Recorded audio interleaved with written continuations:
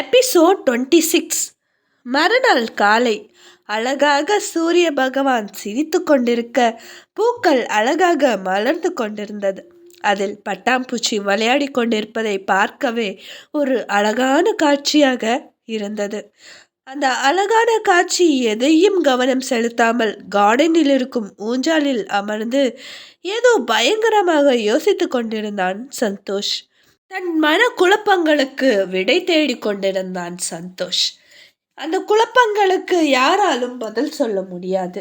காலம்தான் விடை சொல்லியாக வேண்டும் என்று யோசித்தவன் ஒரு பெருமூச்சு விட்டான். அதன் பிறகு தன் மொபைலை எடுத்து ஒரு நோட்டிஃபிகேஷன் வந்ததை பார்த்தான்.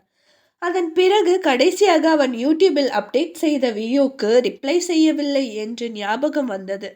சரி, அதை எப்படியாவது படித்து ரிப்ளை செய்து விடலாம் என்று மொபைலை எடுத்து அவன் கடைசியாக இட்ட ஒரு கிரைம் கேஸுக்கான வீடியோவுக்கான கமெண்ட்ஸை பார்த்து கொண்டிருந்தான். இவ்வளவு நேரம் அவன் முகத்தில் பல குழப்பங்கள், கேள்விகள் இருந்தன. ஆனால் அவன் அந்த கமெண்ட்டுகளை படிக்கும்போது மனக்குழப்பங்கள் எல்லாம் மறந்து அவன் முகத்தில் ஒரு சிரிப்பு வர ஆரம்பித்தது. ஏனென்று தெரியவில்லை, அவன் எல்லாத்தையும் மறந்து சிரித்த முகத்துடன் எல்லாம் கமெண்ட்ஸ்க்கும் ரிப்ளை செய்து கொண்டிருந்தான். அப்போது 2 கைகள் அவன் கண்களை மூடியது. யார் இது என் கண்ணு மூடி விளையாடுறது? எனக்கு வேலை இருக்கு, கையை எடுங்க. ஹே ஜனனி, இது நீ தானே? எனக்கு நல்லாவே தெரியும், இது விளையாடுற நேரம் இல்லை, எனக்கு வேலை இருக்கு என்று கூறிக்கொண்டே அந்த கையை விலக்கிவிட்டு அவள் திரும்பி பார்த்தான். திரும்பி பார்த்தவனுக்கு பேரதிர்ச்சி காத்திருந்தது.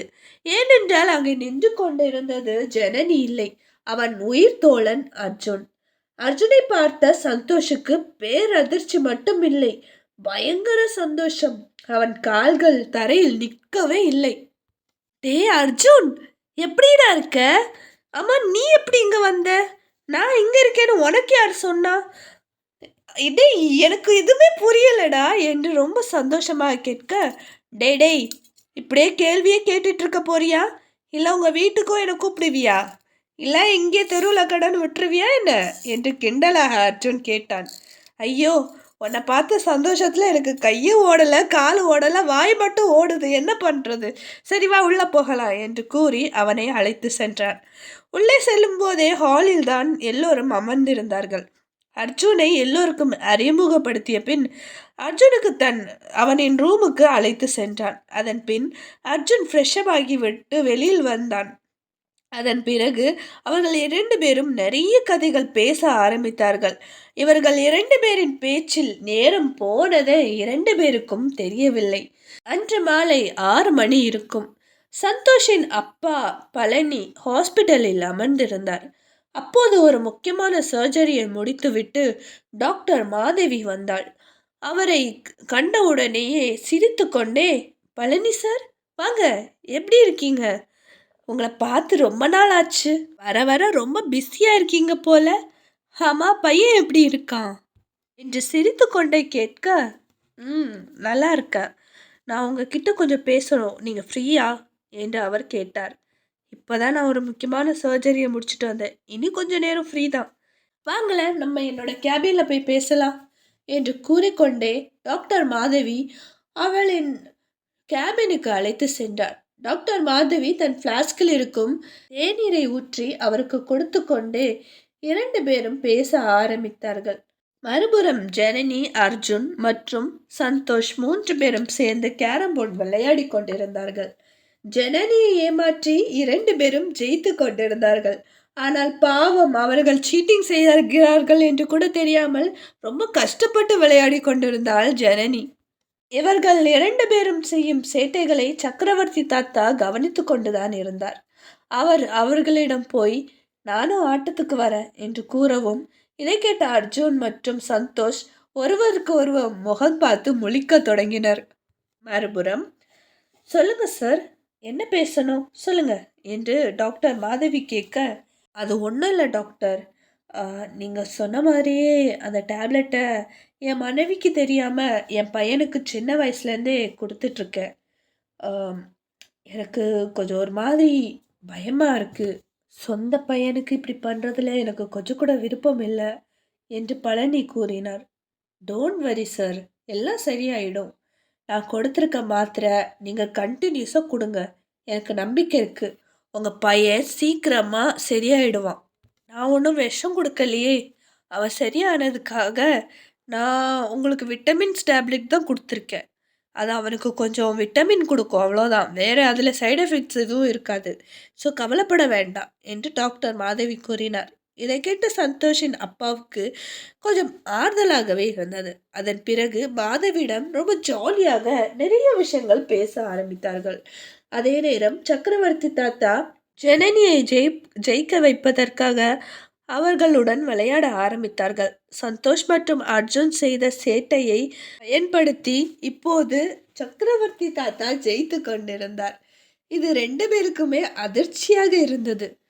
டேய், நம்ம செஞ்சது எப்படிதான் அவருக்கு தெரியும் என்று அர்ஜுன் கேட்க, நானும் உன் கூட தானே இருந்தேன், எனக்கு மட்டும் எப்படி தெரியும் என்று சந்தோஷ் கேட்டான்.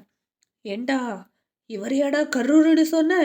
இவரதான் சின்ன புள்ள மாதிரி இருக்காரேடா என்று அர்ஜுன் கேட்க, இப்போ உனக்கு தெரியாது, போக போக நீயே தெரிஞ்சுப்ப என்று சந்தோஷ் கூறினார். அந்த நேரம் கிருஷ்ணவேணி தன் கையில் பூரியுடன் வந்து, யாருக்கெல்லாம் சுட சுட பூரி வேணும் ஓடி வாங்க என்று கூறவும், இதாண்டா சான்ஸு, தாவிடுடா தாவு என்று கூறிக்கொண்டே, எனக்கு என்று கூறிக்கொண்டே 2 பேரும் டைனிங் டேபிளுக்கு ஓடி சென்று அமர்ந்து கொண்டார்கள். எப்பாடா தப்பிச்சடாடா சாமி என்று அர்ஜுன் கூற 2 பேரும் சிரித்தார்கள். இதை பார்த்த சக்கரவர்த்தி தாத்தாவும் பயங்கரமாக சிரித்தார். இப்படியே ரொம்ப ஜாலியாக எல்லோரும் ஒன்றாக சாப்பிட்டு விட்டு சிறிது நேரம் ஜாலியாக விளையாடி கொண்டும் பேசிக்கொண்டும் இருந்தார்கள்.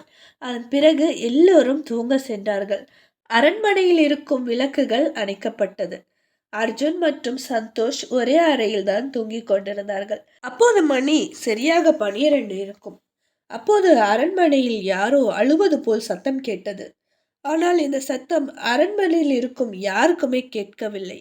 அப்போது சந்தோஷின் ரூமில் இருக்கும் தண்ணீர் கிளாஸை யாரோ கீழே போட்டு உடைக்க அந்த சத்தத்தில் சந்தோஷ் எழுந்து லைட்டை போட்டு பார்த்தான்.